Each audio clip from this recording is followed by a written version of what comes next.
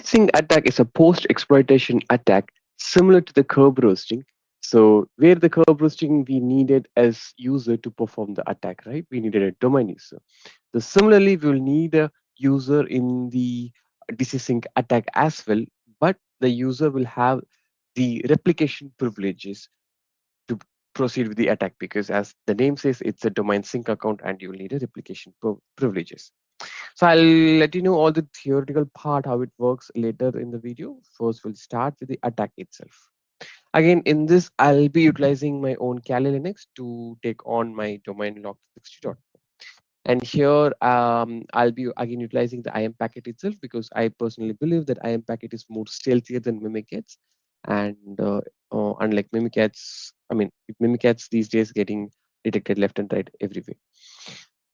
Yeah, so in the IAM packet, I'll be utilizing the module secret dumps to get all the hash value or the password hash value that are available in the domain controller and put it down here.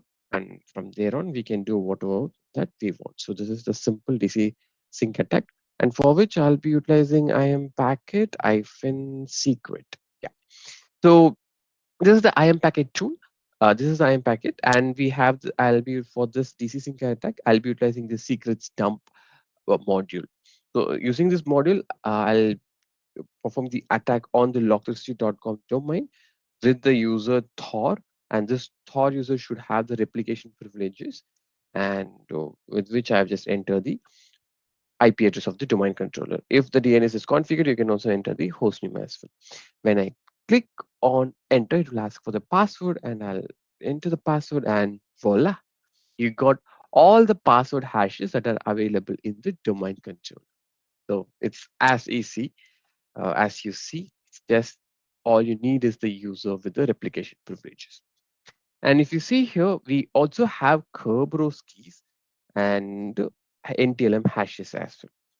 So using this DC sync, you got both NTLM hashes and Kerberos keys. And from here on, you can go as you like. You can take it to the offline and crack it in offline, or you can do whatever you want. But for the sake of this video, I'll again extend to perform the pass the hash attack.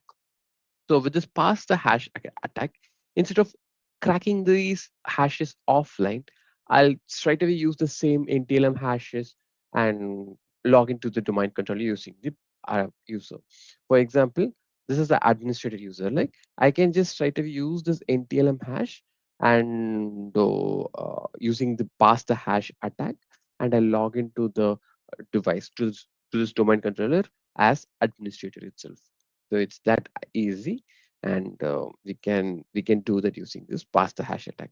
Again, kindly note the pass the hash attack may not work with Kerberos because Kerberos authentication has inbuilt mechanism to detect the pass the hash attack and prevent it. So this hash account cannot be used for pass the hash, but however, the NTLM hash that we acquired for all the users will be very much useful. So now I'll be utilizing this hash value. So I'll copy the hash and I'll select it. Now I'll be again utilizing the IAM packet. This time I'll be utilizing the module process execution. So IAM packet hyphen psexec, and here I'll put the log 360. Again, I'll just put now down the domain, and from there on I'll again put the the user. I believe the user is administrator. Administrator,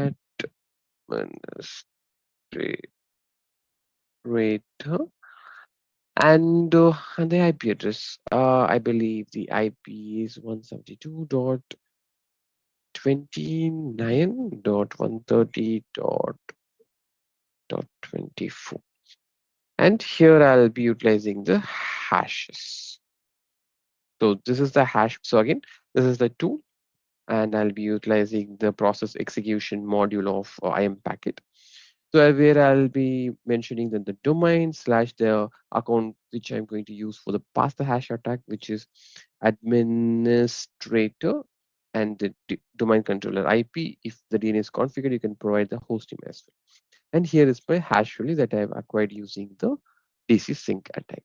And when I click on enter, we'll just log into this. And here you can see it requested the shares. Now you have writable access on the admin share itself. And voila, you are into the domain controller. So here you can just go to wherever you want. I'll just go back to the this thing and list down. So this is the main C directory, and you can do anything you want. So for the example, I'll just create a folder called your DC has been hacked, and there you go.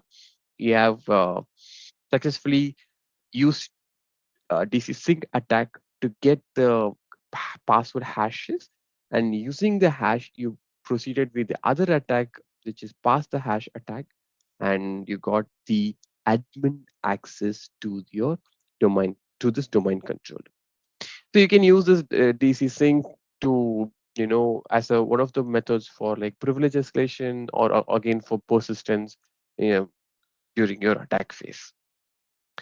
So this is with this, and now we can quickly go through the few of the things on the theoretical part. So let me reshare my screen. Okay, so now we'll quickly get into the aspects of the attack and the theoretical part of DC sync attack. So to to have this attack, you will need a few things. So you'll need a user who has access, who has the privilege for replicating directory changes. So for that, you will need the user. So here we use the Tor user. So that Tor user had replicating active directory changes and replicating directory changes also. Since he had these privileges, we were able to proceed with the attack. And so here will be this attacks is very easy. So here in all the domain controllers, when you convert the domain controllers, all of the information will be stored in a database format, and these database data are actually stored in a file called ntds.dit. So our whole uh, agenda is to get the copy of that file. So that's the whole thing, because in that file you'll have all the password hashes and other configuration details as well. So this would be your typical setup, let's say, and here your these are the DCs that you have in your environment, and these usually communicate with each other and keeps updated their profile or the data. Therefore, if a user gets created in a DC, in this DC, that user will be replicated to all the DCs and everything will be up and running. Using this working, what the hacker does is he will, as we mentioned, he will get a user or he will create a user with this similar sync permissions, or he will get a user and he will ask one of the domain controllers, what like we did, he will ask for a copy of that hashes from the domain controller, and he will present the credentials, the Tor credentials. Since the Tor credentials has the replicating access, the domain controller will give all the hashes to us, and the hacker will utilize them to crack the passwords. So this is the thing that's going behind the scenes, and due to which the attack is being very simple. So it's not that common that people would give the replicating access to any users, like in this scenario. But this DC sync attack can be performed when people are using Exchange servers in their environment. So when the Exchange servers are configured, it will automatically configure few policies or create few security groups and users who will have similar access.